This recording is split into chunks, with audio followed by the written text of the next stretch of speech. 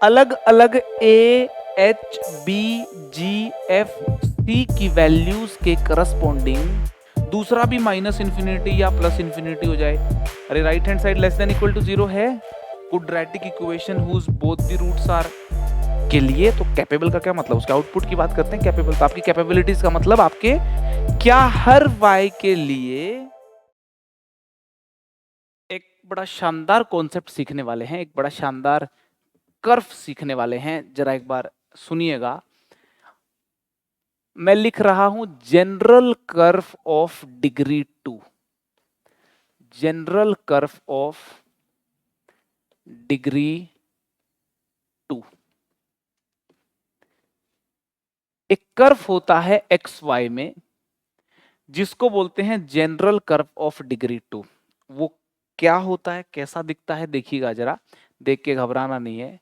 A x square plus 2hxy plus by square plus 2gx plus 2fy plus C equal to 0 है ना। आप इसको अगर ध्यान से देखेंगे, ये x और y में 2 डिग्री का जनरल कर्व है। 2 डिग्री मतलब हाईएस्ट 2 डिग्री। तो एक्स स्क्वायर की टर्म भी है, वाई स्क्वायर की भी है, एक्स वाई की भी है, सिर्फ एक्स की भी है, सिर्फ वाई की भी है, कांस्टेंट भी है, हर संभव प्रकार की टर्म इसमें आ गई।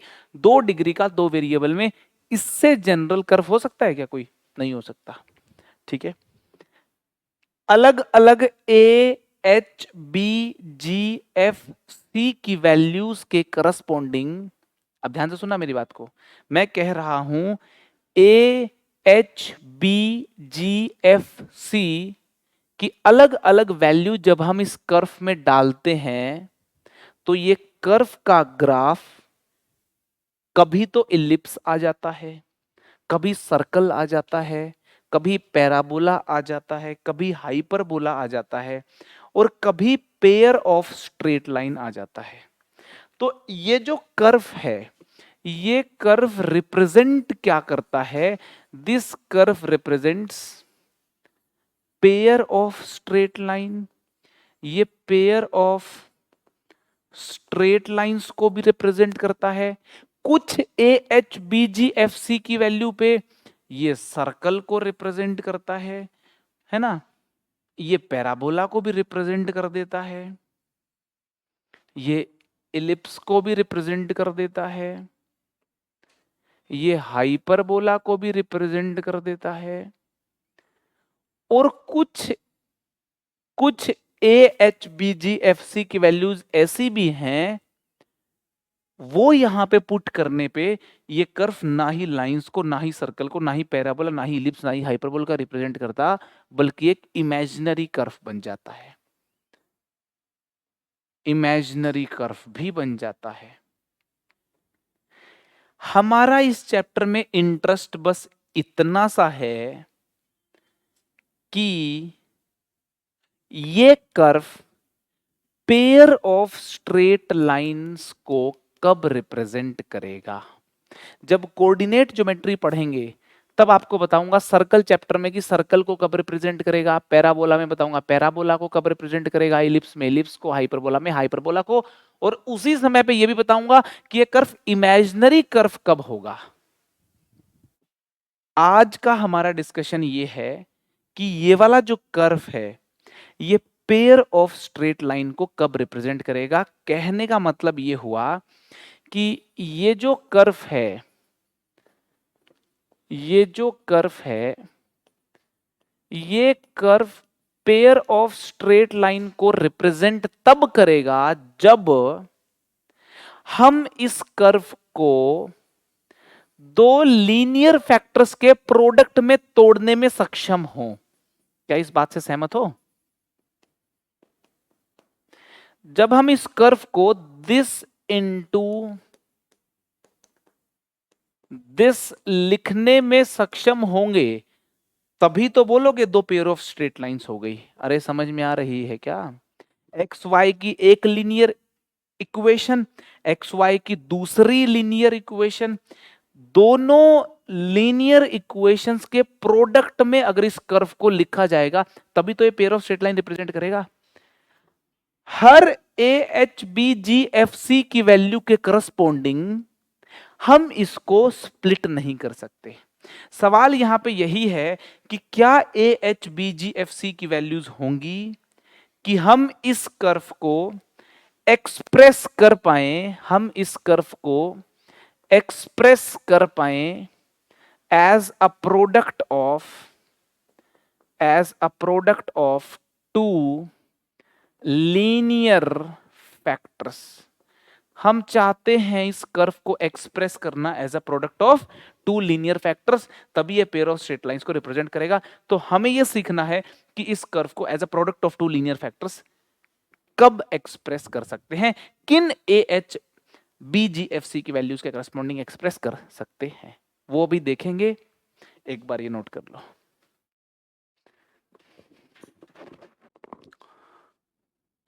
तो देखते हैं जरा, मैं वापस कॉपी कर रहा हूं इसको, ठीक है ना। ए एक्स स्क्वायर प्लस 2hxy है ना, plus b y square plus 2gx plus 2fy plus C equal to 0 है ना। इसको बहुत ही ध्यान से देखोगे ना अपन, तो ए एक्स स्क्वायर को यूं का यूं कॉपी कर लिया। एक्स वाली टर्म कौन सी है, एक ये वाली है और एक ये वाली है। अगर मैं एक्स कॉमन ले लेता हूं, अगर मैं एक्स कॉमन ले लेता हूं तो ये आ गया 2hy प्लस जी इंटू एक्स, है ना। समझ में आ रही बात आपको ये। और बाकी बच गई बिना एक्स वाली term, that is b y square plus 2fy plus C equal to 0। ये हो गई आपकी बिना एक्स वाली टर्म, ठीक है जी। आप नोटिस कीजिए ये एक्स में क्वाड्रेटिक है ना, this is a quadratic in x, है ना। ये एक्स में क्वाड्रेटिक इक्वेशन है, this is a quadratic equation in x. अगर यार ये एक्स में क्वाड्रेटिक इक्वेशन है तो इसका एक्स आप निकाल भी सकते हो। कैसे निकलेगा, minus b plus minus under root of b का स्क्वायर, है ना, बी का स्क्वायर -4a इंटू सी, है ना, इंटू सी अपॉन 2a, अपॉन 2a। इस बात से सहमत हैं अपन, ठीक है। थोड़ा और सिंप्लीफाई कर लेते हैं, इसको ऐसा लिख लेते हैं -2hy plus g plus minus under root of 4 जो है इसको बाहर ले लिया मैंने, 2 हो गया, है ना। तो यहां से आया देखो एच वाई स्क्वायर, है ना, एच वाई स्क्वायर, है ना, h h square y square, यहां से एच स्क्वायर वाई स्क्वायर, और वाई स्क्वायर यहां से भी था तो h square minus a b कर दिया, ठीक है जी। वाई स्क्वायर का कोफिशिएंट आ गया। अच्छा यहां से आएगा 2ghy, बिल्कुल आएगा 2ghy, और y कहां से आएगा, -a f इंटू 2, है ना, -2 a f y, ठीक है ना। 2 कॉमन आ गया भाई। कांस्टेंट यहां से जी स्क्वायर आएगा, एक तो जी स्क्वायर आएगा, ठीक है। यहां से जी स्क्वायर आ गया कांस्टेंट, और यहां से आ गया -ac, है ना, डिवाइड में, ये डिवाइड में 2a तो है ही, ठीक है जी। समझ में आ रही बात, अरे समझ में आ रही है क्या। अब मैं एक लाइन बोल रहा हूं, आप सहमत है तो बताना। मैं कह रहा हूं, मेरा इंटेंशन है मैं इसको दो लीनियर फैक्टर में एक्सप्रेस कर दूं। ये दो लीनियर फैक्टर में एक्सप्रेस करने का मतलब ये है, मैं चाहता हूं कि ये 0 हो जाए या फिर ये 0 हो जाए, ठीक है। मैं x की वैल्यू पता है कितनी चाहता हूं, मैं x की वैल्यू चाहता हूं -m1 या फिर m2, जो भी है m1 या फिर m2, -m1y plus c1 upon l1 चाहता हूं। अरे चाहता हूं कि नहीं चाहता हूं, मैं चाहता हूं x मेरा y में लीनियर आ जाए। x y में क्या आ जाए भाई? x y में लीनियर आएगा, x y में यहां से भी लीनियर आएगा, तभी तो मेरी एक्स वाई में लीनियर इक्वेशन आएंगी ना। अरे समझ में आ रही है कि नहीं आ रही बात? समझ में आ रही है क्या भाई? ये क्वाड्रेटिक का थोड़ा हल्का मुश्किल कॉन्सेप्ट है, मगर स्टेप बाय स्टेप समझा जाए तो कुछ भी मुश्किल नहीं है। थोड़ा दिमाग को एक्टिवेट करो, जोर लगा के समझने का प्रयास करो, ठीक है। मैं कहना चाहता हूं इसको अगर ऐसे लिखना है तो x को y लीनियर y की टर्म्स में लिखा जाना चाहिए, ठीक है। तो x y में लीनियर रिश्ता होना चाहिए, x y में लीनियर रिश्ता होगा तब जाके ये दो लीनियर फैक्टर में एक्सप्रेस हो पाएगा। तो यहां पे तो x y में यहां तो लीनियर आ चुका है, x y में यहां तो लीनियर आ चुका है। अब ये चीज भी y में लीनियर होनी चाहिए। ये लीनियर होगी, ये लीनियर होगी, linear plus minus linear linear ही रहेगा। अरे समझ में आ रही क्या नहीं आ रही? मैं इतना कहना चाहता हूं कि ये जो क्वांटिटी है, ये जो क्वांटिटी है, ये वाली जो क्वांटिटी है, ये y में लीनियर होनी चाहिए। ये लो, ये जो पूरी क्वांटिटी है, this must be linear in y। समझ में आ रही है भाई? This must be linear in y। वो तभी संभव होगी जब ये क्वांटिटी परफेक्ट स्क्वायर होगी।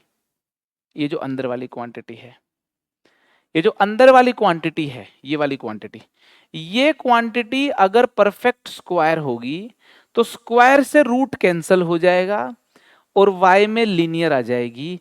सीधी बात अब यहां पे आके उलझ गई है कि ये जो है ना, ये होनी चाहिए y में परफेक्ट स्क्वायर।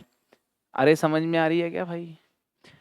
मतलब समझ में आ रही है पक्का? ये परफेक्ट स्क्वायर होनी चाहिए। This must be perfect square, ये होनी चाहिए परफेक्ट स्क्वायर। एक क्वाड्रेटिक परफेक्ट स्क्वायर तब होती है जब d क्या होता है? 0 होता है। अरे समझ में आ रही है? कोई क्वाड्रेटिक परफेक्ट स्क्वायर कब होती है? पर क्वाड्रेटिक परफेक्ट स्क्वायर तब होती है जब d की वैल्यू 0 हो रही हो। तो इसका d 0 कर देते हैं। इसका d 0 करके जो ABCFGH में कंडीशन आएगी, उस कंडीशन के हिसाब से अगर ABCFGH होंगे तो हर बार ये कर्व दो लीनियर फैक्टर में रिजोल्व हो जाएगा। समझ में आ रही बात? तो इसका d 0 कर लेते हैं। इसका d 0 करने में थोड़ा आपको घबराहट हो रही होगी, मगर कोई बात नहीं, b स्क्वायर है ना, d 0 कर रहे हैं, b स्क्वायर, इसका स्क्वायर करेंगे तो हो गया 4 GH माइनस AF का whole square, b square minus 4 A into C, है ना। बस देखना है आपको ध्यान से, कैलकुलेशन मैं कर रहा हूं। Minus A into C equal to 0, है ना। B square minus 4A into C. समझ में आ रही है बात आपको? तो देखो 4 से तो 4 कट ही गया, 4 से तो 4 कट गया, ठीक है। अब इसको सिंप्लीफाई अगर करें अपन, इसका होल स्क्वायर अगर ओपन कर देते हैं अपन, तो ये आ गया आपका G square H square plus A square F square minus 2GHAF, ऐसा कुछ हो गया। माइनस में एच स्क्वायर जी स्क्वायर, ठीक है, माइनस माइनस प्लस ए बी जी स्क्वायर प्लस ए बी जी स्क्वायर, ठीक है। फिर माइनस एच स्क्वायर माइनस अच्छा इसका इससे तो हो गया माइनस एच स्क्वायर और माइनस ए सी को मल्टीप्लाई करेंगे तो कितना हो गया? Plus h square a c, ठीक है। माइनस माइनस प्लस ए बी को माइनस ए सी से करेंगे तो minus a square b c equal to 0, ऐसा कुछ आ गया। सहमत है इस बात से? कैलकुलेशन कर रहा हूं, ध्यान से देखिए, ये चीज इससे कैंसिल हो गई है। सहमत है इस चीज से? ठीक है। बाकी जो चीज है उसमें देखिए ए कॉमन आ रहा है। ए कॉमन आ रहा है कि नहीं आ रहा? ए कॉमन आ रहा है और ए 0 हो नहीं सकता। ए 0 हो नहीं सकता भाई इसके अंदर, क्योंकि फिर तो बचेगा क्या? क्वाड्रेटिक ही खत्म, सारे सिस्टम खत्म। तो अगर मैं इस पूरी इक्वेशन को माइनस ए से डिवाइड कर दूं, ध्यान से सुनना, दोनों तरफ माइनस ए से डिवाइड कर दूं, तो मुझे बताओ ये कितनी बन जाएगी ये वाली चीज, माइनस ए से डिवाइड करने के बाद plus A B C, minus A से डिवाइड करने के बाद ये कितनी बन जाएगी, प्लस 2FGH, माइनस ए से डिवाइड करके ये कितना बन जाएगा, माइनस AF², माइनस ए से डिवाइड करके ये कितना बन जाएगा, माइनस BG², माइनस ए से डिवाइड करके बन जाएगा माइनस CH² इक्वल टू 0। तो इसका मतलब ये जो कंडीशन है, ये कंडीशन अगर वैलिड होगी तो जनरल कर्व ऑफ डिग्री 2 को दो लीनियर फैक्टर्स में रिजोल्व कर पाएंगे हम लोग, ठीक है ना। तो ये जो वैल्यू आई है ABC plus 2FGH minus BG² minus CH² minus AF² आई है, इसको वापस लिख रहा हूं मैं, ABC plus 2FGH minus AF² minus BG² minus CH², ये जब 0 होगा तब जनरल कर्व ऑफ डिग्री 2 दो लीनियर फैक्टर में रिजोल्व होगा। और इस वैल्यू को, ये जो वैल्यू है, इस वैल्यू को डेल्टा बोलते हैं। तो डेल्टा जो है उसकी बात अगर आए जनरल कर्व ऑफ डिग्री 2 के साथ, तो समझ जाना इस वैल्यू की बात हो रही है। और ये जो वैल्यू है, इस वैल्यू को कुछ लोग डिटर्मिनेंट में भी सजा देते हैं, ऐसे करके एक डिटर्मिनेंट बना देते हैं जिसके डायगोनल एलिमेंट्स ABC होते हैं, ABC FGH और FGH यूं लिखे होते हैं, ऐसे FGH और फिर यूं घूम के भी FGH। ये डिटर्मिनेंट की वैल्यू यही होती है। अगर ये डिटर्मिनेंट 0 हो जाता है, अगर ये डिटर्मिनेंट 0 हो जाता है तो जनरल कर्व ऑफ डिग्री 2 अपने को दो लीनियर फैक्टर में रिजोल्व होना चालू हो जाता है। स्टूडेंट लाइफ में जब मैं तो हुआ करता था, तो मुझे ये वैल्यू पहली बार में हालांकि याद हो गई थी, मगर एक ऑब्जर्वेशन मेरे माइंड में आई थी, तो आपके साथ शेयर कर देता हूँ, किसी को अगर वैल्यू कभी ना याद हो तो। ABCD सबको लिखनी आती है, ABCDEFGH, ठीक है ना। तो देखो ABC प्लस 2 छोड़ के FGH, ठीक है ना। ABC प्लस 2FGH याद हो गया, minus AF² minus BG² minus CH²। समझ में आ रही है। तो इसको यूं कर सकते हो याद, अगर करना चाहो तो। ये वैल्यू सबको याद होनी चाहिए। कौन सी value, ABC plus 2FGH minus AF² minus BG² minus CH² equal to 0। तो हम फाइनली ये बोलेंगे,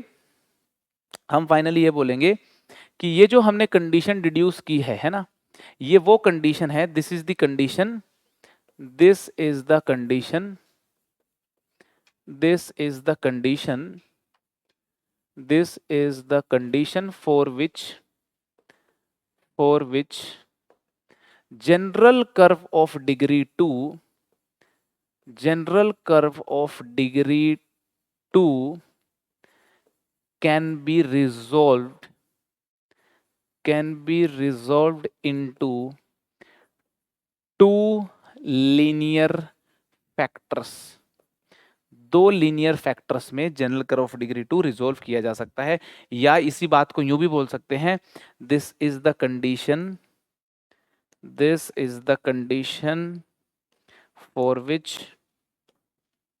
for which we can say the general curve of degree 2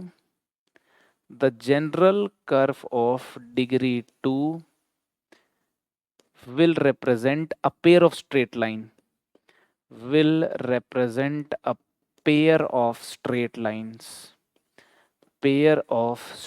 सहमत है ना इस बात से आप लोग, ठीक है। तो कुल मिलाकर के अगर कोई हमसे पूछे कि यार ये general curve of degree 2 pair of straight lines को कब रिप्रेजेंट करेगा, तो हम बोलेंगे पेयर ऑफ स्ट्रेट लाइंस को तब रिप्रेजेंट करेगा जब डेल्टा जो है वो 0 हो। और ये सारी कहानी को कब रिप्रेजेंट करेगा, इस सारी कहानी में ये तो समझ में आ गया डेल्टा जीरो तो नहीं होना चाहिए, समझ में आ गई कि नहीं आ गई बात? इस सारी कहानी में डेल्टा जो है वो जीरो नहीं होना चाहिए। अब डेल्टा जीरो जब ना हो तब ये चार पॉसिबिलिटी बन गई। सर्कल कब करेगा, पैराबोला कब करेगा, वो इंडिविजुअली हम इन चैप्टर्स में देख लेंगे, ठीक है? इसको अच्छे से नोट डाउन कर लो। तो ये वाला फंडा तो क्लियर हो गया भाई। एक बढ़िया सवाल करते हैं, एक बढ़िया सवाल करते हैं जरा। सिंपल है, कर लोगे आप लोग, ट्राई कीजिए एकदम पूरे एफर्ट्स के साथ। If the equation x square plus 16y square minus 3x plus 2 equal to 0 is satisfied by real values of x and y, real values of x and y, then statement number 1, दो statement हैं, statement number 1 and statement number 2। Statement number 1 तो ये है, और statement number 2 जो है वो ये है, और ऑप्शन है 4, है ना, है ना, ये है आपका, दो स्टेटमेंट्स भी है ना, दो स्टेटमेंट्स भी हैं, देन 4 ऑप्शन दे रखे हैं आपको कि both S1 and S2 are correct, both S1 and S2 are incorrect, S1 is correct and S2 is incorrect.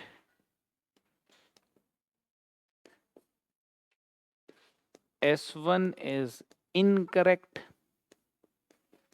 and S2 is correct. बताइए कौन सा ऑप्शन पे टिक करेंगे आप लोग? सवाल आपके सामने है, पूरी ताकत के साथ अटेम्प्ट कीजिए, उसके बाद फिर मैं सॉल्यूशन बताऊंगा।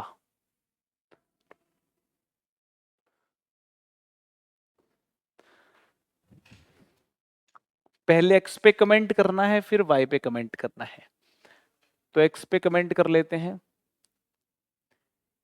आप अगर देखोगे ये x square minus 3x plus 2 को देखिए एक बार, x square minus 3x plus 2 को देख लिया, 16y स्क्वायर को राइट में ले गए, माइनस 16y स्क्वायर हो गया। लेफ्ट साइड की बात को देखें तो ये x माइनस 1 x माइनस 2 है। राइट हैंड साइड को बहुत ही ध्यान से देखोगे तो बोलोगे लेस देन इक्वल टू 0 होगी। अरे right hand side less than equal to 0 है, तो लेफ्ट हैंड साइड भी लेस देन इक्वल टू 0 होनी चाहिए। ये जो लेफ्ट हैंड साइड है ये लेस देन इक्वल टू 0 होनी चाहिए, और ये लेस देन इक्वल टू 0 है, तो आप बोल सकते हैं x के बारे में कि 1 से 2 के बीच में, या फिर 1 और 2 भी हो सकता है। तो x की वैल्यू आ गई हमारी क्लोज्ड 1 से क्लोज 2, और वही बोला स्टेटमेंट नंबर 1 में, बिल्कुल ठीक बात लिखी हुई है। स्टेटमेंट नंबर 2 के ऊपर आते हैं, y पे कमेंट करना है अपने को। y पे कमेंट करेंगे, अभी आप देखिए जरा एक बार, इसको कुछ यूं लिख दिया मैंने, इसको इधर कर दिया, इसको इधर कर दिया। क्यों कर दिया ऐसा? क्योंकि मेरे को यहाँ पे x में क्वाड्रेटिक नजर आ रही है, और कहा गया है x मेरा रियल नंबर है ना, real values of x and y। x मेरा रियल नंबर है, तो इसका मतलब d मेरा ग्रेटर देन इक्वल टू 0 होना चाहिए। B square minus 4 a into C को ग्रेटर देन इक्वल टू 0 होना चाहिए। y में कंडीशन आ जाएगी, तो यहां से देखेंगे ऐसा कोई सीन आ गया, ठीक है। तो इसको यहां पे लिखेंगे 9 minus 8 1 minus 64y² greater than equal to 0, इसको लिख सकते हैं 64y² minus 1 is less than equal to 0। तो 8y plus 1 into 8y minus 1 जो है लेस देन इक्वल टू 0 आ गया। और यहाँ से बात अपन बोल सकते हैं कि यार ये हो गया -1/8, ये हो गया 1/8। तो -1/8 से 1/8 हो गया हमारा y greater than equal to -1/8 and less than equal to 1/8। Clear है एकदम, है ना? आप बिल्कुल ध्यान से देखिए, इसमें x में क्वाड्रेटिक थी, d greater than equal to 0 होके y पे कमेंट हो गया, और x पे कमेंट तो वैसे ही हो गया, है ना? तो ये एक बड़ा स्टाइलिश सा सिंपल सा सवाल है, मगर एग्जाम में आने की इस प्रकार के प्रॉब्लम्स की खूब टेंडेंसी रहती है। ठीक है जी, चलिए फिर आगे एक और कॉन्सेप्ट पढ़ते हैं, एक और कॉन्सेप्ट पढ़ेंगे, फिर करेंगे सवाल कई सारे। ठीक है, तो नेक्स्ट कॉन्सेप्ट है हमारा कॉमन रूट्स, है ना? अपन कॉमन रूट्स को समझने का प्रयास करेंगे, ठीक है ना? कॉमन रूट्स की कंडीशंस को समझने का प्रयास करेंगे। ठीक है भाई, लिख लिया? ये रब कर दूं क्या? ठीक है ना, लिख लो जल्दी से।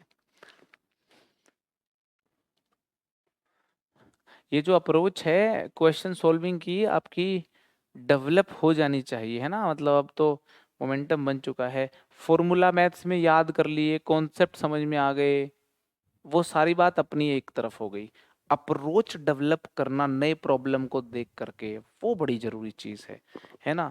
मैथ्स में क्रैक क्वेश्चन अप्रोच डेवलप करने से होंगे। फॉर्मूला और कॉन्सेप्ट और नोट्स रिवाइज कितने ही करते रहो आप, है ना, नए क्वेश्चन को देख के जब तक अप्रोच डेवलप नहीं होगी तब तक काम अधूरा रहेगा। तो नए प्रॉब्लम्स को देख के अप्रोच आपकी डेवलप होनी चाहिए। ठीक है, आई होप ये आप लोगों ने लिख लिया हुआ, लिख लिया ना?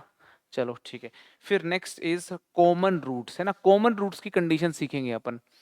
कंडीशन फॉर कॉमन रूट, है ना? कॉमन रूट की कंडीशन अपन सीखने का प्रयास करेंगे। यहाँ पे पूरी बात को ध्यान से सुनना है। मैंने लिख दी दो क्वाड्रेटिक इक्वेशंस, मैंने लिख दी दो क्वाड्रेटिक इक्वेशंस। एक क्वाड्रेटिक इक्वेशन ये है, दूसरी क्वाड्रेटिक इक्वेशन ये है।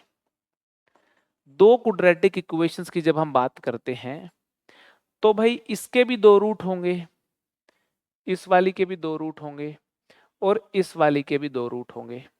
ठीक है ना? मान लो इसके रूट है α1 β1 और इसके रूट है α2 β2।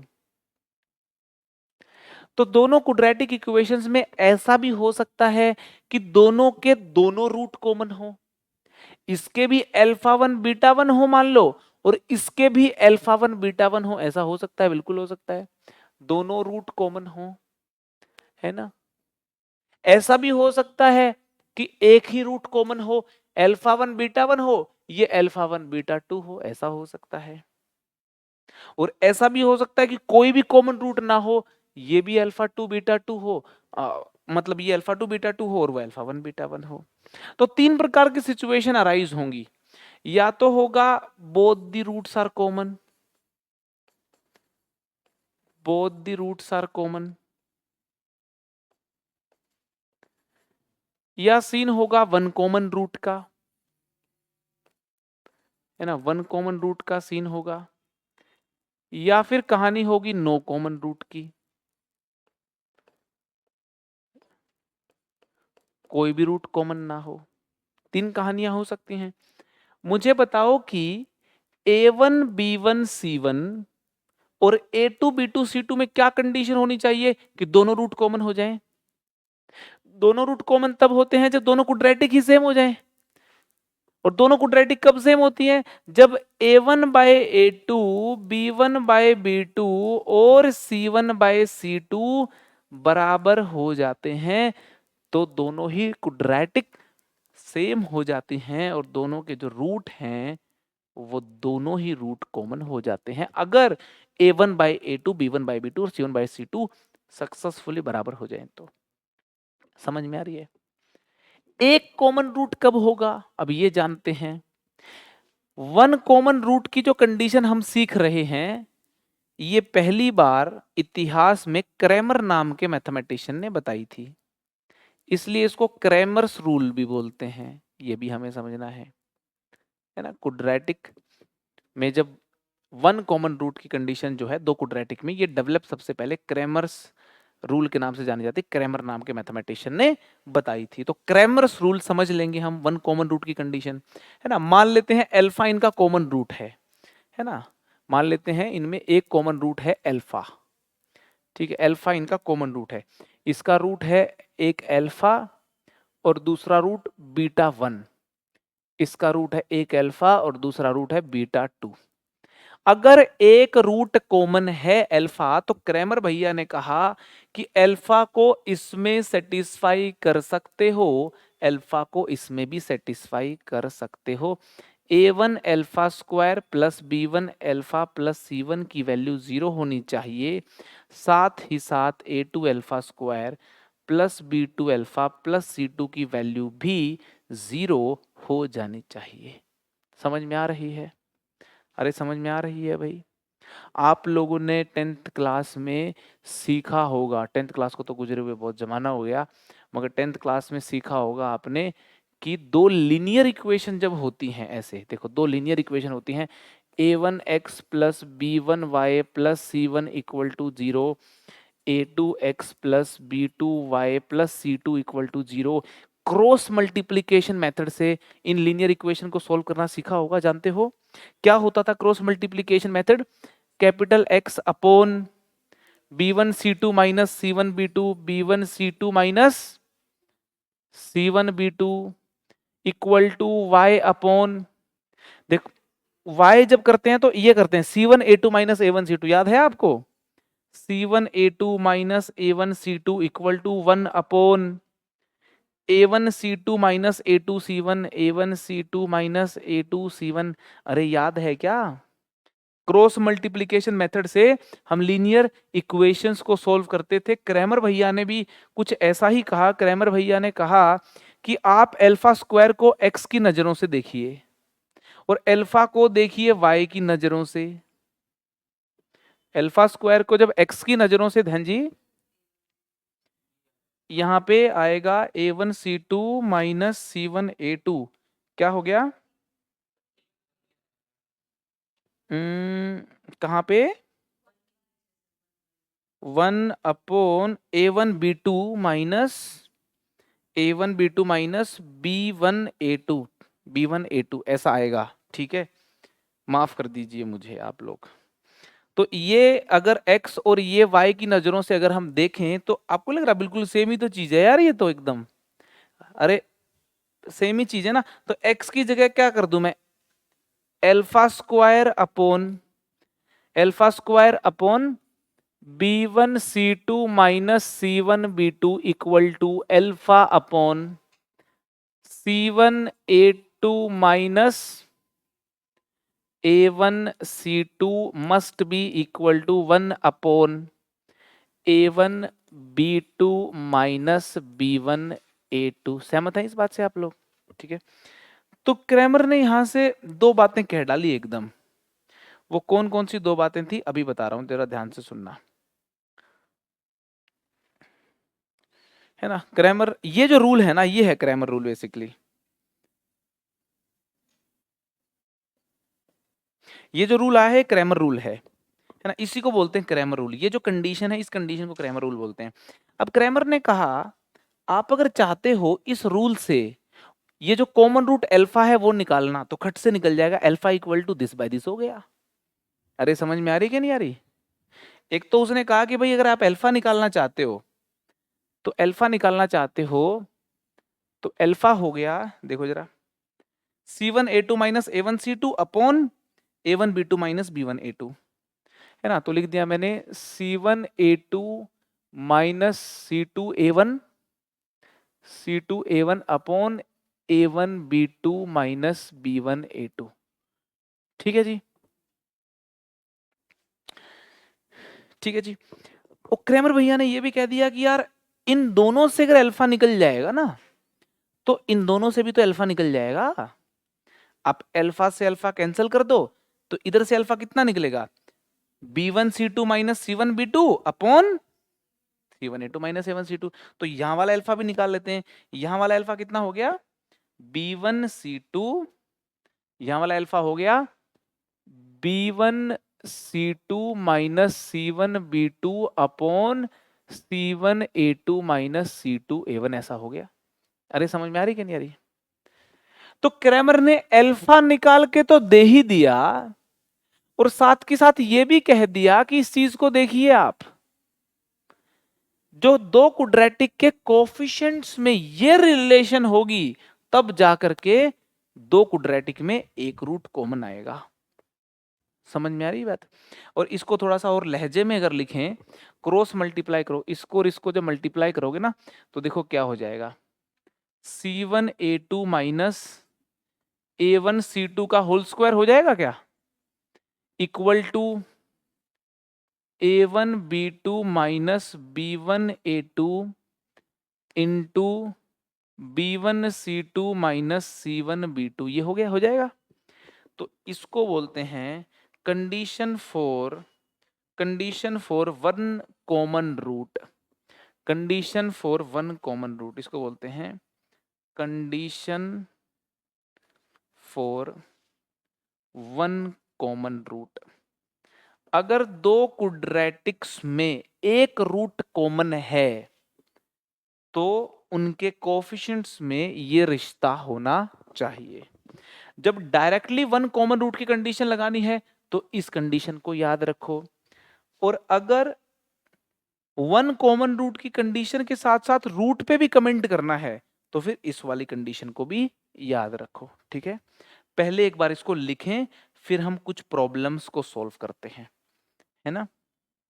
आई होप आपको कॉन्सेप्ट तो समझ में आ गया होगा ना। तो ये अपने को याद करना है भाई।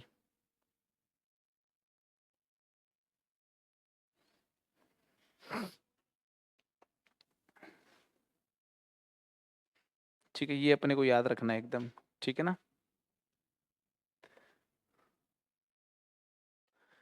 ठीक है जी। अच्छा, नो कॉमन रूट की क्या कंडीशन होगी, जब ये भी सेटिस्फाई नहीं हो रहा हो ये भी सेटिस्फाई नहीं हो रहा तो नो कॉमन रूट हो गया, ठीक है ना। तो इसकी कोई कंडीशन नहीं होती है ना, है ना, नो कॉमन रूट बोलेंगे अदरवाइज, है ना। जब ये भी कंडीशन सेटिस्फाई नहीं हो रही, ये भी सेटिस्फाई नहीं हो रही, तो बच गया क्या, नो कॉमन रूट बच गया। ठीक है जी, तो इसको नोट डाउन करें जरा, याद कर लें जरा इसको आप, ये याद करना है जी। ये याद करने का बेनिफिट क्या है, अल्फा भी निकल जाता है और कॉमन रूट की ये वाली कंडीशन भी इसके अंदर इंक्लूड हो जाती है, जो ये कंडीशन है।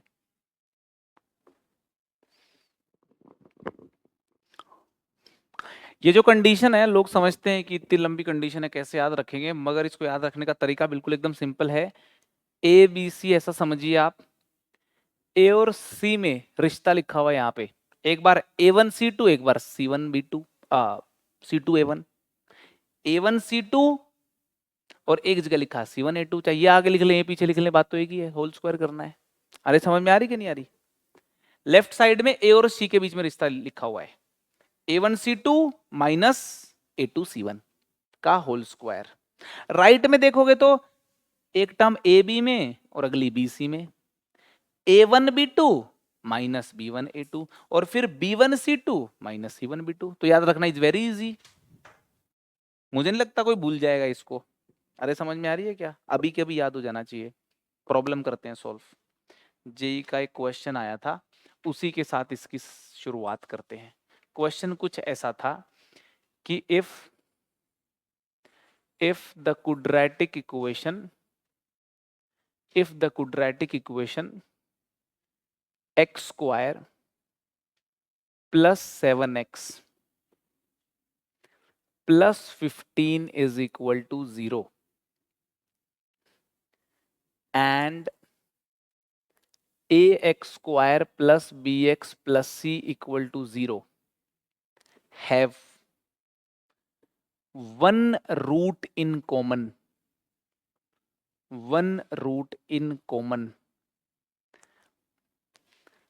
then find the minimum value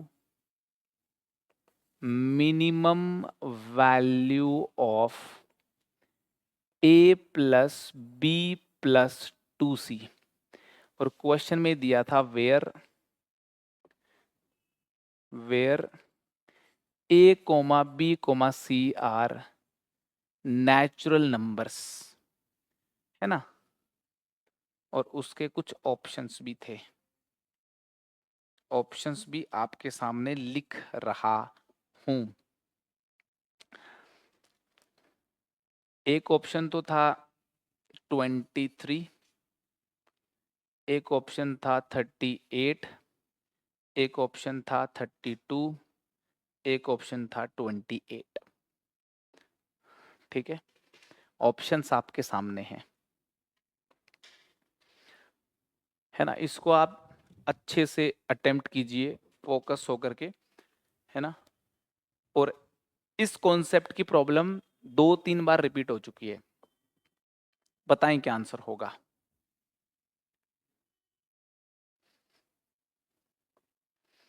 इसका सॉल्यूशन देखते हैं। ये वाली क्वाड्रेटिक को अगर आप देखोगे ना, तो इस क्वाड्रेटिक का जो डी है ना, ये नेगेटिव है।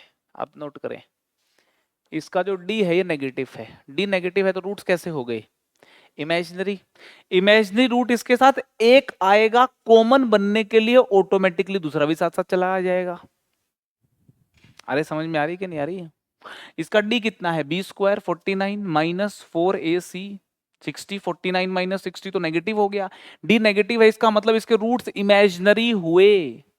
इसके रूट्स इमेजिनरी हुए तो इस इक्वेशन में और इस इक्वेशन में एक नहीं, दोनों रूट ही कॉमन होने चाहिए। एक तो कॉमन है ही, दूसरा अपने आप हो जाएगा। तो given quadratic equations have both the roots common, both roots in common। दोनों रूट्स ही कॉमन होने पड़ेंगे और दोनों रूट पेयर में लाए पक्का करने ही है, क्योंकि यार इसने A B C real number दे रखा है। अरे समझ में आ रही है कि नहीं आ रही? नेचुरल नंबर दे रखा है तो रियल नंबर तो हो ही गए। तो मिनिमम वैल्यू बतानी है इसकी, तो ए की मिनिमम वैल्यू कितनी होगी? 1, बी की कितनी होगी? 7, सी की कितनी होगी? 15। भाई यही होंगी। दोनों क्वाड्रेटिक मैच करानी पड़ेगी आपको।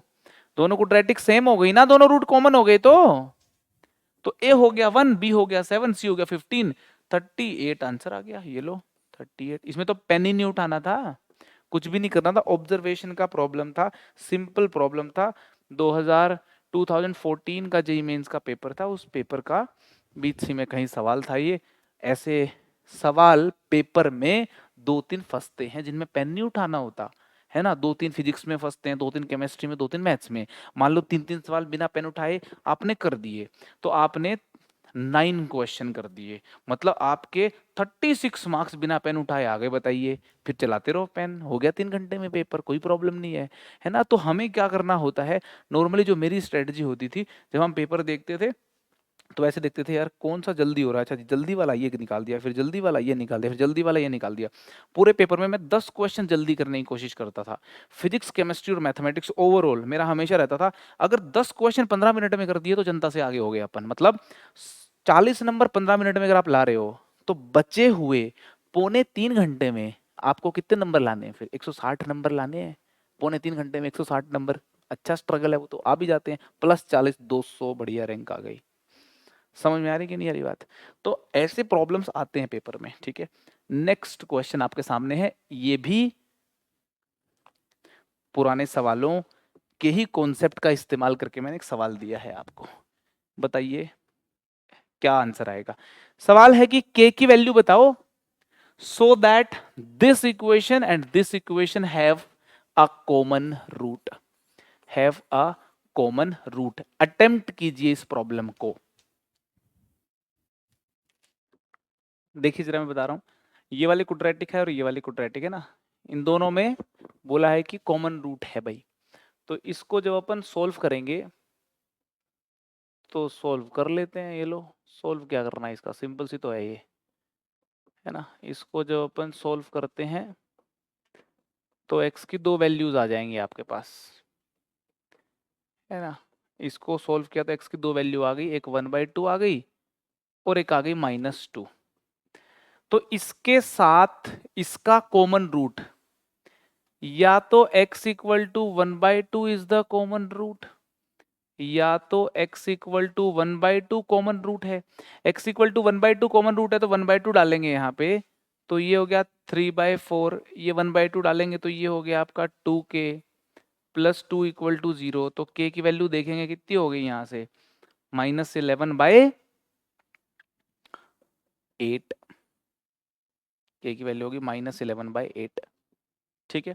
और x 1/2 कॉमन नहीं हुआ, x -2 कॉमन हुआ तो क्या सीन होगा, है ना। अगर x equal to -2 common root है तो फिर क्या सीन होगा जी, x equal to -2 common root है तो -2 डालने पे ये हो गया आपका 12, -2 डालने पे ये हो गया आपका -8k प्लस 2 इक्वल टू 0। के निकाल लो यहां से, 14/8, 7/4। दो आंसर आ गए, एक तो 7/4 आ गया, एक -11/8 आ गया। ठीक है जी।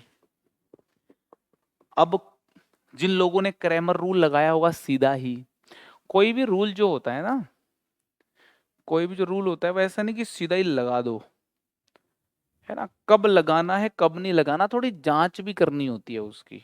ठीक है ना। अर्जुन के पास ब्रह्मास्त्र हुआ करते थे, चलाता तो नहीं था, चलाता तो वही छोटे मोटे तीर था, जब जरूरत पड़ती थी तब उसको निकालता था। तो ऐसे ही मैथ्स का गेम है, छोटी मोटी बातों से हो जाते हैं तो अच्छी बात है, नहीं होता तो लगा देंगे, रूल लगा देंगे। क्रैमर रूल को समझ में आया कैसे अप्लाई करना है ना। ऐसे नहीं है कि अपने स्टेटमेंट देखी कॉमन रूट आ गया चालू हो गए क्रैमर रूल लगाना। इस क्वेश्चन ने भी यही सिखाया आपको, और इस क्वेश्चन ने तो सिखाई दिया होगा आपको। ऑब्जर्वेशन और अपना सेंस करके क्वेश्चन करना, इससे बड़ी कोई चीज नहीं है ना। सेंस करो चीजों को, है ना, सेंस करो चीजों को।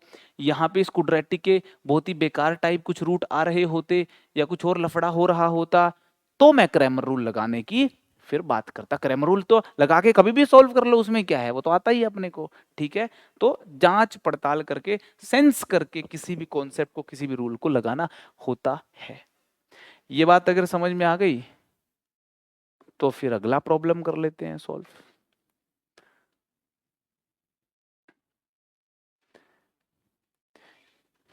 ये भी पुराना जेई का प्रॉब्लम है। क्वेश्चन है कि ये वाली क्वाड्रेटिक में एक रूट कॉमन है ना। तो जो इनका एक एक अनकॉमन रूट बच गया, उससे बनने वाली क्वाड्रेटिक कौन सी है बताइए। समझ में आ गया ना सवाल, ये सवाल है। बताइए जरा, अटेम्प्ट करें आप शिद्दत के साथ, फिर इसका मैं सॉल्यूशन बताऊंगा। आप ये देख रहे होंगे कि मैं जो भी सॉल्यूशन बता रहा हूं, हर सॉल्यूशन 2 मिनट के अंदर वाइंड अप होने वाला सॉल्यूशन है। कोई भी ऐसा सॉल्यूशन नहीं जिसमें 2 मिनट से ज्यादा का समय लगे। आपको कभी भी ऐसे लगता हो कि सर इस सॉल्यूशन में 2 मिनट से ज्यादा लगेगा, हमें शॉर्टकट बताइए, तो आप मुझसे पूछ सकते हैं निसंकोच होकर के। यार देखिए, ये दोनों क्वाड्रेटिक इक्वेशंस में बोला है कि एक रूट तो कॉमन है ना। तो अप्रोच कैसे करेंगे, बोला एक रूट कॉमन है तो इसका एक रूट अल्फा मान लेते हैं और इसका भी एक रूट मान लेते हैं अल्फा। दूसरा रूट बोला है कि अलग अलग है तो इसका मान लेते हैं β1 और इसका मान लेते हैं β2, है ना। दो रूट्स हो गए। ठीक है। तो कॉमन रूट इनके अल्फा है तो अल्फा सेटिस्फाई तो करता ही होगा, alpha square plus b alpha plus C equal to 0। इसको भी अल्फा सेटिस्फाई करता होगा, alpha square plus c alpha plus b equal to 0। दोनों को कर देते हैं माइनस। जब दोनों को माइनस करोगे तो यहाँ पे आ गया बी माइनस सी अल्फा, है ना, plus c minus b equal to 0। इसने कहा बी और सी बराबर नहीं है, मतलब बी माइनस सी 0 नहीं है। तो बी माइनस सी से जब कैंसिल करेंगे तो अल्फा की वैल्यू आप देखिए 1 आ गई। ठीक है। तो जो इनका कॉमन रूट है, जो इनका कॉमन रूट है वो कितना हो गया, 1। ठीक है ना। तो अनकॉमन रूट की बात कर लेते हैं। अल्फा और बीटा 1 का प्रोडक्ट कितना है, अल्फा और बीटा 1 का प्रोडक्ट कितना है, c/a, मतलब c। और अल्फा कितना है, अल्फा 1 है तो बीटा 1 की वैल्यू आ गई c। ठीक है। इन दोनों में इन दोनों का प्रोडक्ट देखोगे, अल्फा और बीटा 2 का प्रोडक्ट आप देखोगे C बाय A मतलब B बाय 1। तो अल्फा की वैल्यू तो 1 आ ही चुकी है, तो जो अनकॉमन रूट है वो आ चुके हैं, एक है C और दूसरा है B, है ना। अनकॉमन रूट से बनने वाली जो क्वाड्रेटिक इक्वेशन है वो बतानी है ना। तो वो हो गई x square minus sum of roots into x plus product of root equal to 0। तो सम ऑफ अनकॉमन रूट्स कितना है C प्लस बी, या यूं कहें B प्लस सी। प्रोडक्ट कितना है B इंटू सी। एक और बात नोट करने वाली है, अल्फा की वैल्यू 1 इन दोनों में सेटिस्फाई हो जाएगी। अल्फा की वैल्यू 1 को जब इसमें सेटिस्फाई करवाओगे, इसमें सेटिस्फाई करवाओगे अल्फा की वैल्यू 1 को, तो ये हो जाएगा 1 plus b plus C equal to 0। तो यहां से ये बात समझ में आती है कि b प्लस सी की वैल्यू -1 है। तो b प्लस सी की वैल्यू जैसे ही -1 रखेंगे तो x square plus x plus b c वो क्वाड्रेटिक होगी जिसके दो अनकॉमन रूट β1 और β2 थे, मतलब C और B थे। ऑप्शन बी हो जाएगा करेक्ट आंसर। समझ में आ रही कि नहीं आ रही बात? ठीक है ना। अब देखिए इस पूरे प्रॉब्लम को सॉल्व करने में कुछ 1 मिनट 1.5 मिनट के अंदर सॉल्व हो जाता है। अप्रोच तो भाई यही रहेगी ना, कॉमन रूट निकल गया फिर तो हो गया, इजी इजी है क्वेश्चन, फिर तो कुछ भी नहीं है इसके अंदर, ठीक है ना। मगर फिर भी पता नहीं क्यों ये एग्जाम में जब सवाल हम देते हैं लोग इसमें थोड़े छटपटा जाते हैं। ठीक है भाई, बातें समझ में आ गई। चलिए तो मुझे एक बात बताओ कि लिख लिया ना ये आप लोगों ने? ठीक है, मुझे एक बात बताओ कि एक क्वाड्रेटिक इक्वेशन है मेरे पास, ठीक है ना, ये वाली। इस क्वाड्रेटिक इक्वेशन का एक रूट अगर बहुत बड़ा हो जाए इन्फिनिटी, पहले तो बताओ क्या बहुत बड़ा हो सकता है क्या एक रूट इन्फिनिटी? एक तो सवाल यही है कि बहुत बड़ा हो सकता है क्या, और दूसरा रूट कुछ फाइनाइट रहे, तो वो क्वाड्रेटिक की शक्ल कैसी होगी, ये मेरा सवाल है आपसे। आप सवाल समझ गए क्या है? भाई बहुत बड़ा रूट तो हो ही सकता है क्वाड्रेटिक का, 50 करोड़ 13 लाख 21 हो गया कुछ, एक रूट बिल्कुल मरा हुआ है 0.1। समझ में आ रही कि नहीं आ रही? बहुत बड़ा है रूट। तो ऐसी क्वाड्रेटिक की शक्लें कैसी होती है ना, वो मुझे बताओ जरा। ए बी सी की वैल्यूज जो हैं किस प्रकार की होंगी कि क्वाड्रेटिक का एक रूट बहुत बड़ा हो जाए। मैं इच्छुक हूं ये जानने में उन क्वाड्रेटिक्स को जिनका वन रूट इन्फिनिटी हो। मैं उन क्वाड्रेटिक इक्वेशन को जानना चाहता हूं whose one root is infinite, है ना। Quadratic equations whose one root is infinite, ऐसी क्वाड्रेटिक इक्वेशंस का ए कैसा होता होगा, बी कैसा होता होगा, सी कैसा होता होगा, ये जानने का मूड कर रहा है। तो कोई टिप्पणी कर सकते हैं क्या आप लोग? लीनियर बन जाएगी, मैं कह रहा हूं क्वाड्रेटिक है, कह रहे हो लीनियर बन जाएगी, ए 0 हो जाएगी, और लीनियर के दो रूट निकालने की हिम्मत है तुम्हारे अंदर? क्वाड्रेटिक आइडेंटिटी बन जाए, मैं कह रहा हूं दो ही रूट है, तीसरा है ही नहीं।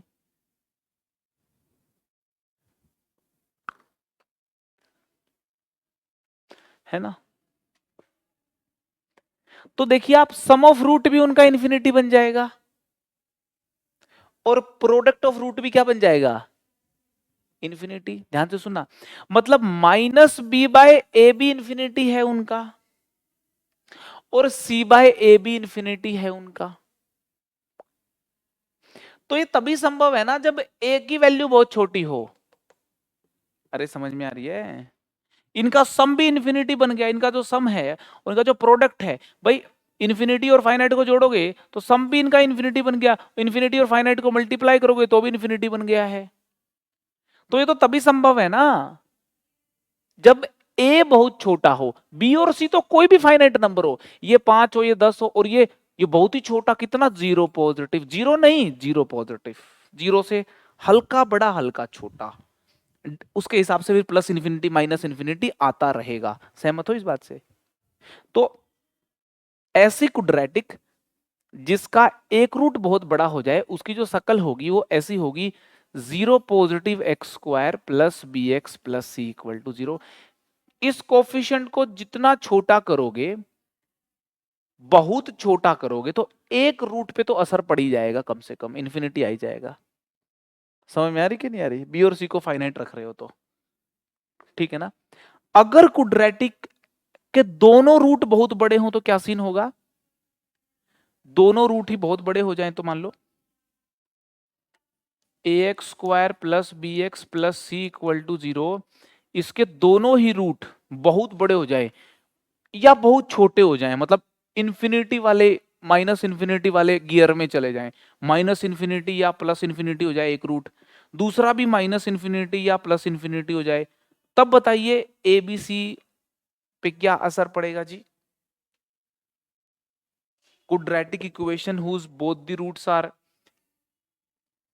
क्वाड्रेटिक इक्वेशन की बात कर रहा हूं, whose both the roots are plus और माइनस इन्फिनिटी, ठीक है ना, ऐसे करके, मतलब बहुत बड़े बड़े रूट्स या बिल्कुल ही जो है छोटे रूट, तो उसमें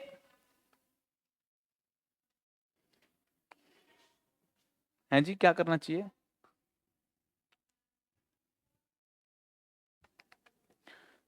कैसी क्वाड्रेटिक होगी वो? उसका ए तो बहुत छोटा होगा, इस बात से तो सहमत हो ही गए होंगे, ए तो इसका बहुत छोटा होगा। अरे समझ में आ गई बात आपको? हम्म। इसको थोड़ा दूसरे तरीके से सोचा मैंने क्वाड्रेटिक यहां पे लिख दी, C x square plus B x plus A equal to 0। ध्यान से देख लो, ये क्वाड्रेटिक है,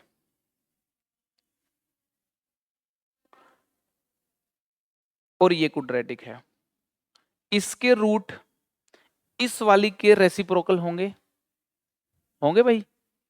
अगर इसके रूट बहुत बड़े बड़े हैं तो इसके बहुत ही छोटे छोटे, मतलब 0 के आसपास के रूट होंगे, 0 के आसपास के, 0 पॉजिटिव 0 नेगेटिव, होंगे कि नहीं होंगे? अगर इसका रूट 0 लगभग 0 है तो 0 प्लस 0 ए को तो पक्का ही 0 होना पड़ेगा। अरे समझ में आ रही कि नहीं आ रही? ए को तो पक्का ही 0 होना पड़ेगा। पॉजिटिव का 0 मतलब टुवर्ड्स पॉजिटिव साइड और नेगेटिव साइड वो अलग बात है, मान लेते हैं ये पॉजिटिव। क्या बी और सी पे भी कुछ असर पड़ेगा क्या? इन दोनों का सम ऑफ रूट जो है ना, सम ऑफ रूट जो है वो किसके बराबर होगा? माइनस बी बाय सी के बराबर होगा कि नहीं होगा? अरे होगा ना भाई।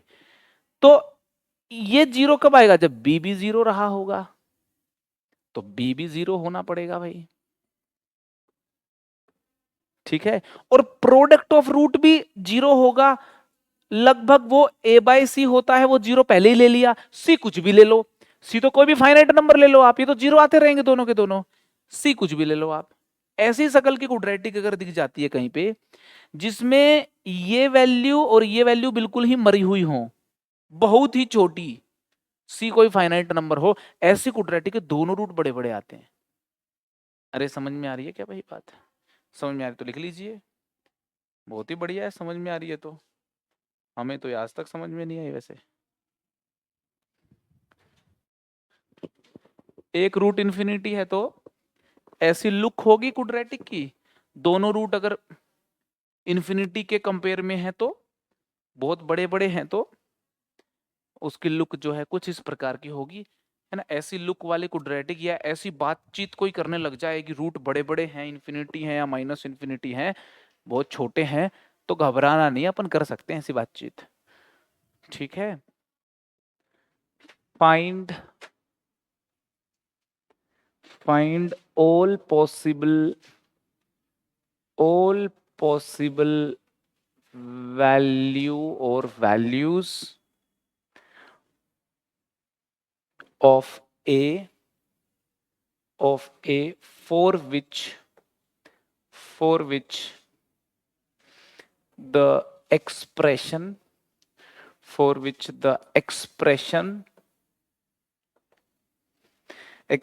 है A x square -7x + 5 divide by 5x² - 7x + a may be capable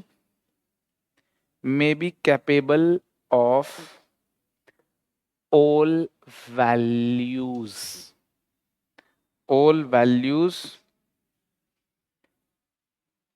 bracket में यहां लिखा हुआ है x being any real quantity।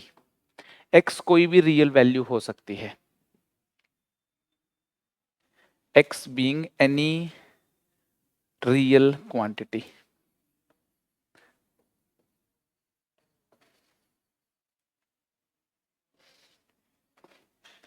ठीक है, सोचें जरा और बताएं।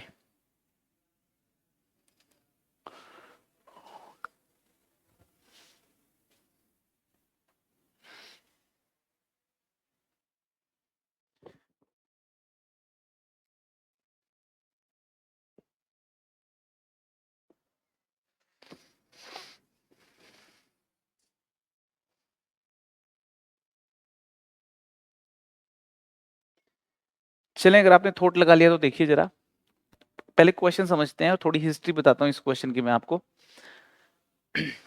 Find all possible values of a for which this expression may be capable of all values. मतलब ये एक्सप्रेशन हर वैल्यू देने लायक कैपेबल है। ये बात समझ में आ रही है ना? आपको बोले कि you are capable of all these things, तो इसका मतलब आपका आउटपुट ये सब कुछ हो सकता है। ठीक है ना? तो ये एक्सप्रेशन कैपेबल है हर वैल्यूज के लिए। तो कैपेबल का क्या मतलब? उसके आउटपुट की बात करते हैं कैपेबल। तो आपकी कैपेबिलिटीज का मतलब आपके आउटपुट की बात हो रही है, इनपुट की थोड़ी बात करते हैं कि अरे ये तो बहुत कैपेबल है। इसका ये मतलब थोड़ी होता है हाँ ये पानी भी पी लेता है, ये तो मतलब नहीं होता। इनपुट की तो कोई बात नहीं करता। कैपेबल का मतलब आउटपुट्स की बात हो रही है। तो ये कैपेबल है हर आउटपुट देने के लिए, ऑल वैल्यूज, मतलब इसकी जो रेंज है वो -इंफिनिटी से इंफिनिटी है। ये बात तो समझ में आ गई? रेंज -इंफिनिटी से इंफिनिटी हो, एक्स तो रियल दे ही रखा है, ऐसे ए कौन से होंगे? ऐसी ए की वैल्यू बता दो मेरे को जिसको यहां रखने पर रेंज -इंफिनिटी से इंफिनिटी आ जाए। सवाल ये है, सवाल समझ में आ गया ना? ये जो प्रॉब्लम है ये कई साल पहले की बात है। ये एक फॉरेन ऑथर की बुक में से, एक किसी फॉरेन ऑथर की बुक का क्वेश्चन है। उस बुक में से यूं का यूं कॉपी करके आईआईटी के पेपर में आ गया था। और उस बुक में सिर्फ इसी क्वेश्चन का आंसर गलत दिया हुआ है पीछे, इसीलिए शायद आईआईटी में आया होगा। तो उस बुक में से ही इंडियन ऑथर्स ने इस सवाल को कॉपी कर रखा है। तो मैक्सिमम इंडियन ऑथर्स की किताबों में भी इसका आंसर गलत लिखा हुआ मिल सकता है आपको। तो थोड़ा सेंसिटिव है, इसलिए एक तो इसको सेंसिटिव मानते हुए अपन करेंगे। ठीक है जी, इसको ले लेते हैं y is equal to ax² - 7x + 5 divide by 5x² - 7x + a। y की वैल्यू -इंफिनिटी से इंफिनिटी आनी चाहिए। चलो जी, क्रॉस मल्टीप्लाई कर देते हैं। 5y(x²) - 7y(x) + ay is equal to ax² - 7x + 5। ठीक है, इस क्वांटिटी को यहां पे लाओगे तो 5y - a x² हो गया। इसको यहां पे लाओगे तो ये हो गया प्लस 7x है ना, 7 कॉमन आ गया, 1 - y, देखना जरा कैलकुलेशन को, है ना, x हो गया। ठीक है, तो ये हो गई आपकी y x में क्वाड्रेटिक है ना, -5। ठीक है, यहाँ ay -5। ठीक है, ठीक है जी, तो ये होगी आपकी x में क्वाड्रेटिक। बहुत ही बढ़िया, x में क्वाड्रेटिक हो गई। तो अच्छा, यहाँ पे देखो y कोई भी रियल नंबर हो सकता है। y कोई भी रियल नंबर हो सकता है, ठीक है। अच्छा, x रियल नंबर है ही, दे रखा है। अगर x रियल नंबर है, अगर x रियल नंबर है तो तभी संभव है जब इसका d क्या हो, ग्रेटर देन इक्वल टू 0 हो। ये बात से सहमत हैं आप लोग? अगर d greater than equal to 0 होगा तभी तो इसका x रियल संभव है। तो ये बात तो बिल्कुल ठीक है, d greater than equal to 0 कर लेते हैं। तो d greater than equal to 0 करोगे तो b स्क्वायर है ना, b square minus 4a into c, b square minus 4ac equal to 0 आ गया, ठीक है। तो फर्दर सॉल्व करते हैं, 49 into y square minus 2y plus 1 हो गया, -4 है ना। इन दोनों ब्रैकेट्स को भी ओपन करेंगे अभी, तो इनको ओपन कर लेते हैं भाई। 5a स्क्वायर है ना, 5a स्क्वायर हो गया है ना, देख लो यहां पे हो गया -a square y minus a square y, ठीक है। फिर हो गया आपका -25y plus 5a -25y plus 5a, ऐसा सीन हो गया, ठीक है। ठीक है, ग्रेटर देन इक्वल टू 0 होना चाहिए ये, है ना, ये होना चाहिए greater than equal to 0। d है ये, d होना चाहिए ग्रेटर देन इक्वल टू 0, तो लिख दिया मैंने ग्रेटर देन इक्वल टू 0, ठीक है जी। d greater than equal to 0 होना चाहिए। आप यहाँ पे देखोगे तो आपको y में क्वाड्रेटिक नजर आ रही होगी, आ रही है ना y में क्वाड्रेटिक नजर अपने को। तो y स्क्वायर का कोफिशिएंट कितना है, y स्क्वायर का कोफिशिएंट है 49 माइनस 20a, ओके जी। y का कोफिशिएंट कितना है, y का बताइए मेरे को। y का कोफिशिएंट है, देखो यहां से -98 है ना, -98 y का कोफिशिएंट, और कहां से जनरेट होगा, ये देखो इसको इसको देखोगे तो ये +100 हो गया ना, -98 प्लस 100, तो यहाँ पे कितना लिख देता हूँ, +2 लिख देता हूँ मैं, है ना, +2, ठीक है। और +4a स्क्वायर हो गया, +4a स्क्वायर, ये y का कोफिशिएंट हो गया, ठीक है। कांस्टेंट टर्म देखो 49 प्लस 1, एक तो 49 यहाँ पे हो गया ना, 49 कांस्टेंट टर्म कितनी होगी 49, फिर यहाँ से जनरेट होगी -4 और +5a -20a, ठीक है। तो ये हो गया 49 -20a greater than equal to 0, ठीक है। सहमत है इस बात से आप लोग?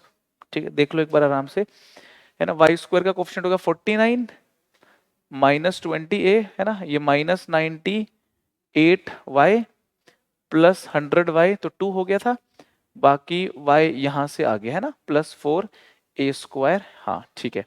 कांस्टेंट टर्म अपनी -20a और +49, ये हो गया, ये आपके सामने है ना, ये आपके सामने है, ठीक है जी।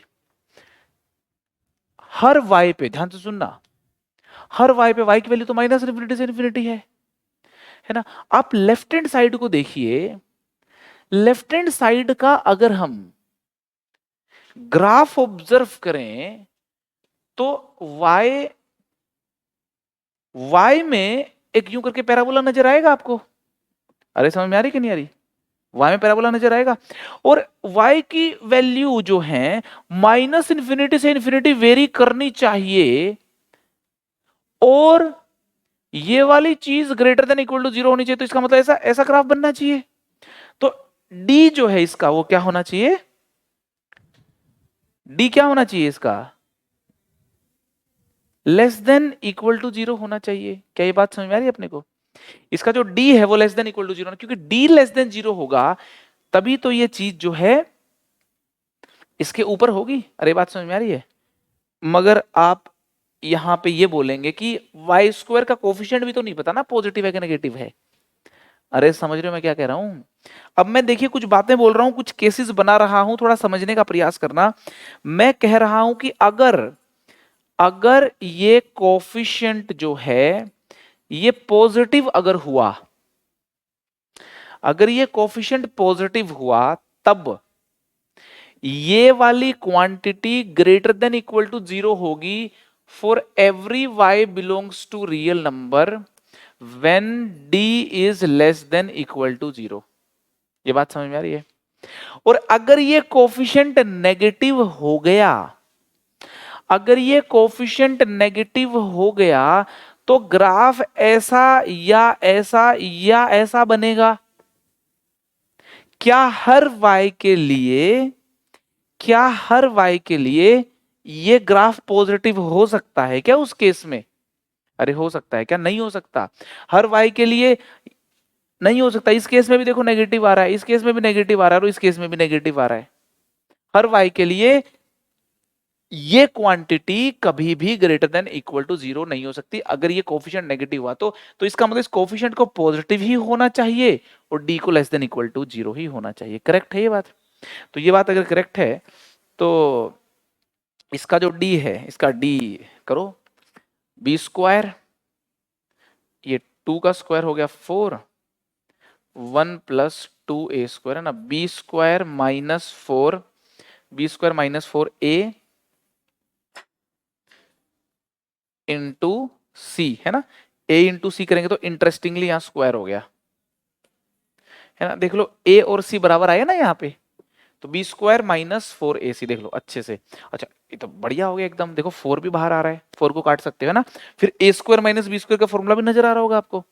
अरे समझ आ रही है कि नहीं आ रही है ना? देख के यहाँ पे डेटा को अजीब लग रहा था मगर अभी अजीब लगना बंद हो गया है ना, क्योंकि भाई जे का डेटा तो अच्छा ही होता है। काटोगे अगर आप तो ए स्क्वायर माइनस बी स्क्वायर का अगर फॉर्मूला लगाएंगे तो ये हो गया आपका ए प्लस बी इंटू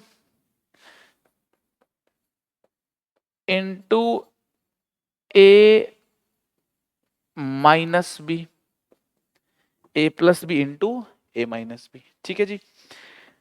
तो यहां 50 हो जाएगा, तो अगर मैं 2 कॉमन ले लूंगा तो ए स्क्वायर माइनस 10a और प्लस 25 ऐसा कुछ सीन बन जाएगा। ठीक है जी। ओके ये कहानी जो है ये कितनी हो गई? 2a स्क्वायर है प्लस 20 और माइनस 48 है, 2 तो इसमें से ही बाहर आ जाएगा। तो यहां पे बचेगा a square plus 10a minus 24 less than equal to 0। Okay जी। तो अभी अगर अपन देखें तो ये तो कुछ होल स्क्वायर बनता हुआ नजर आ रहा है मेरे को, a माइनस 5 का होल स्क्वायर। ठीक है तो ये बन गया आपका a माइनस 5 का होल स्क्वायर ना, 4 इंटू में कर दिया मैंने है ना, उसको तो हटा भी सकते हैं। और यहाँ पे कुछ फैक्टर बनते हुए नजर आ रहे हैं क्या? यहाँ मेरे हिसाब से तो a प्लस 12 और a माइनस 2 ये नजर आ रहे हैं। ठीक है a प्लस 12 और a माइनस 2 है ना, ये आ रहे हैं लेस देन इक्वल टू 0 है ना। और a की वैल्यू छोटी है 49/20 से है ना, a की वैल्यू छोटी है 49/20 से है ना, ये लेस देन इक्वल टू 0 है। ऑल्सो a की वैल्यू छोटी है 49/20 से, इस बात का अपने को ध्यान रखना है। अरे समझ में आ रही कि नहीं आ रही? तो अगर अपन नंबर लाइन पे देखें इसके सोल्यूशन निकालें तो इसके सोल्यूशन निकालें तो ये अपना -12, ये 2 -12 पे इंक्लूडेड, 2 पे भी इंक्लूडेड, -12 से 2 के बीच में हो गया।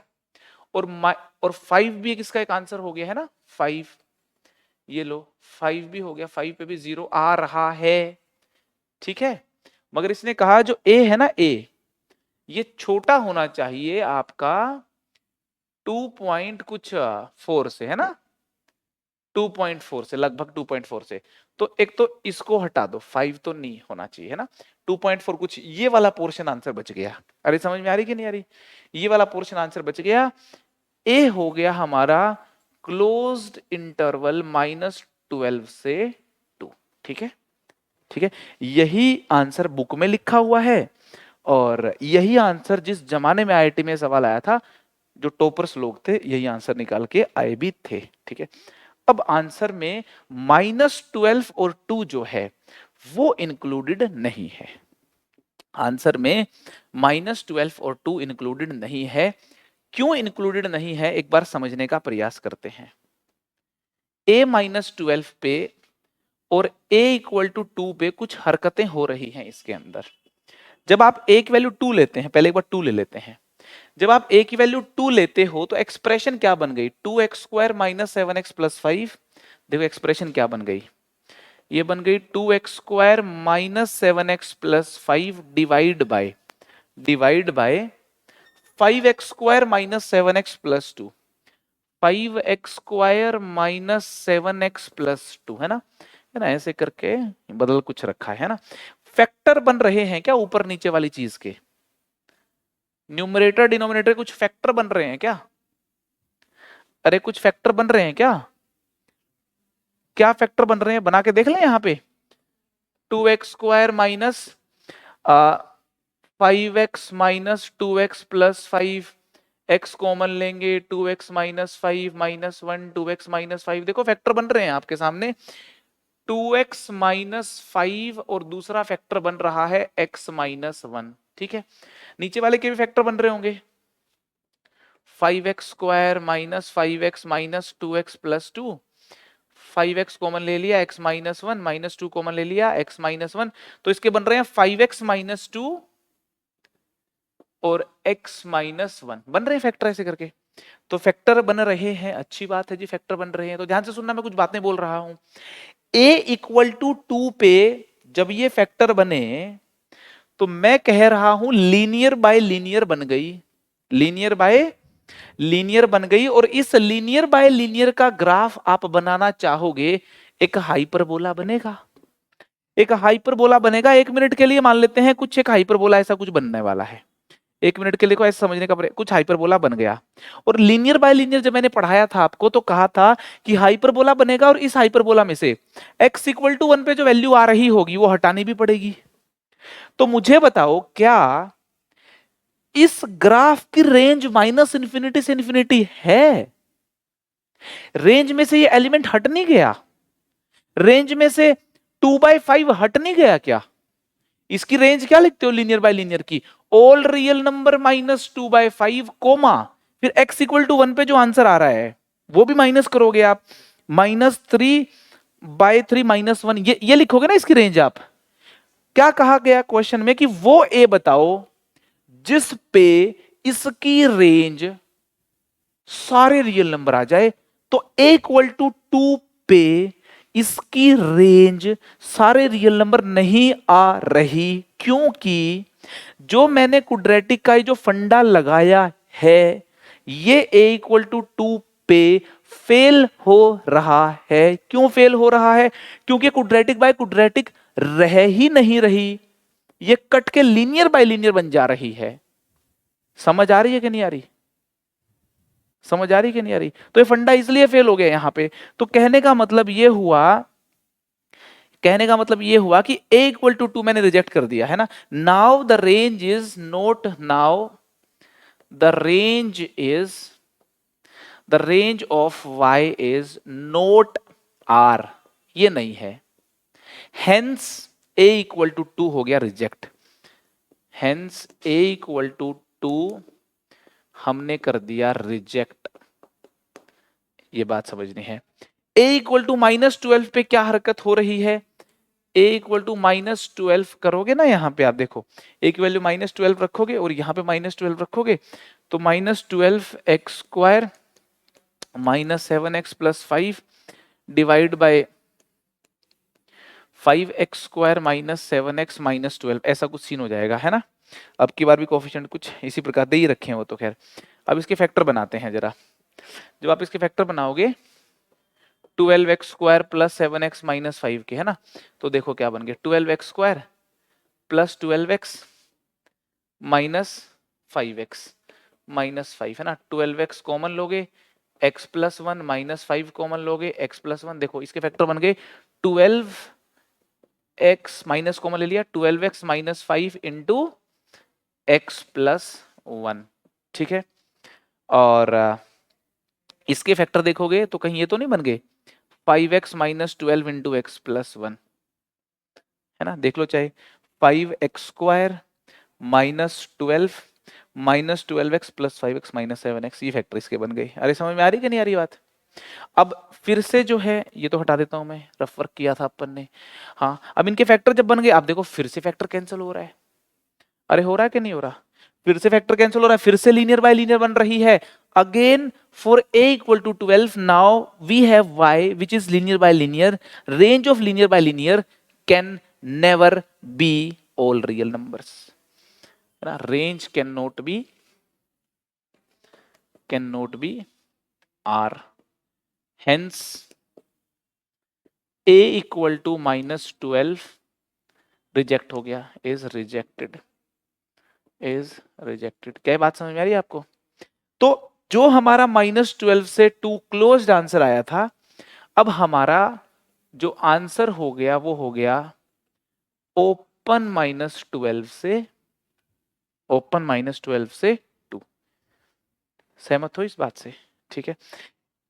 इस शकल की जो एक्सप्रेशन होती है, जैसे यहां और ये वाली शकल देखिए आप, यूं फ्लिपिंग कर रखी है जब अपन ने, तो एक ही इस इंटरवल में इन्हीं दो वैल्यूज पे इनके फैक्टर कैंसिल हो रहे हैं, बीच में किसी वैल्यू पे फैक्टर नहीं कैंसिल हो रहे हैं। ठीक है, तो भाई करेक्ट आंसर आप लिख लो। ये जो कहानी मैंने इसके बाद करी है, ये क्यों करी है आपको समझ में आ गया होगा, है ना? तो ये इसका करेक्ट आंसर था, है ना? एक ऑप्शन में अगर ये मिल रहा है और दूसरे ऑप्शन में ये मिल रहा है तो बहुत डेंजरस ऑप्शन है ये तो। ठीक है, सॉल्यूशन को आप यहां से समझने का प्रयास करें, कॉपी में लिखें।